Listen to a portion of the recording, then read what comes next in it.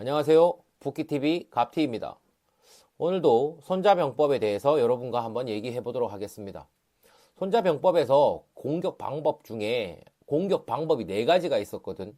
그 4가지 중에 첫 번째가 벌모고, 두 번째가 벌교, 세 번째가 벌병, 네 번째가 공성이야. 벌모는 어떤 모략으로 해서 전혀 전쟁을 일으키지 않고도 적을 제압할 수 있는 방법. 두 번째는 벌교, 그 외교 정책을 끊어내는 거지. 상대방의 팔다리, 주위의 그러한 도움을 받을 수 있는 팔다리를 끊어내는 걸 우리가 벌교로 하고, 세 번째 벌병은 이제 군대를 직접 공격하는 거고, 네 번째는 성을 공격하는 거야. 여기서 가장 하지 말아야 할 게 바로 이제 공성에 해당하는 그 공격 방법인데, 말 그대로 계란으로 바위치기지.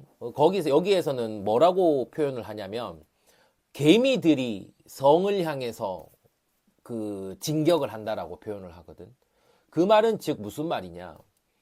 그렇게 개미가 성을 향해서 진격하는 것만큼이나 성을 공격하는 것은 무의미하다라는 얘기를 하고 있는 거지. 생각을 한번 해봐. 지금은 우리가 전쟁이 일어나지 않아. 그럼 지금 우리가 살고 있는 시대에 전쟁이란 뭐냐? 그 인간관계라고 난 생각을 하거든.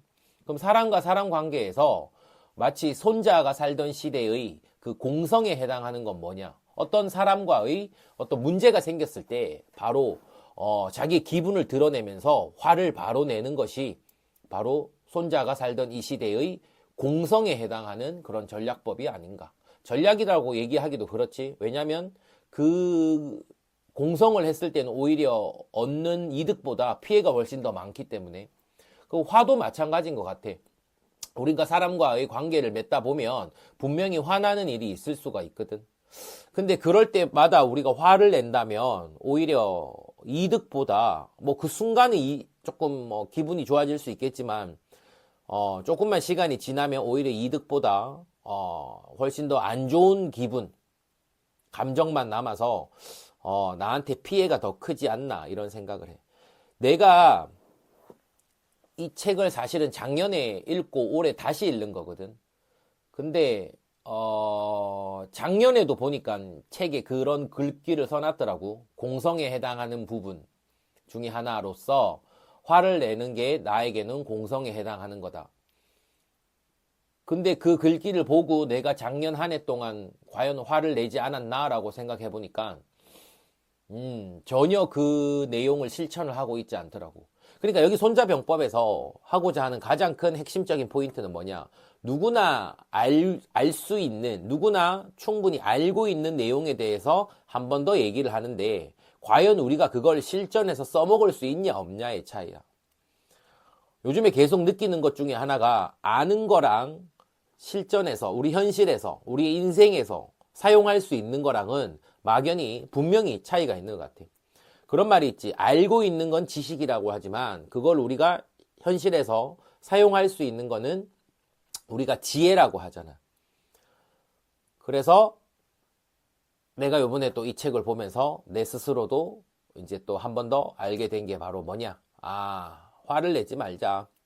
알고는 있지만 매일매일 되새기는 그런 시간이 필요한 것 같아. 오늘도 이렇게 내가 촬영을 하면서 이렇게 되새겼지 이제. 그러면 이제 내가 또 일하러 가서 우리 학원에 있는 친구들과 또는 우리 가족들과 또는 또 그 외에 만나는 사람들과 갈등이 일어날 때마다 이게 딱 생각이 난다면 화를 낼 것도 한번 참고 집에 가서 다시 한번 더 생각을 해서 과연 이게 내가 화를 낼 수밖에 없는 상황인가? 아니면 화내지 않고도 훨씬 더 좋은 관계를 이끌어낼 수 있는가? 그런 부분들을 한번 반성해 볼 수 있는, 조금 더 여유를 가지고 생각해 볼 수 있는 그런 시간을 가지게 될 수 있는 것 같아. 오늘 2일차로 이렇게 영상을 찍는데 생각보다 나쁘지 않은 것 같아. 물론 뭐 조금 귀찮은 게 있기는 하지만 뭐 역시 계속 찍다 보면 뭐 좋은 부분이 나오지 않을까. 그러니까 너희들도 뭐 새해 새롭게 시작한 일이 있다면 작심삼일이 되지 말고 계속 꾸준히 열심히 해서 좋은 성과를 기리길 바래. 그러면 오늘도 여기까지. 내일 봐요.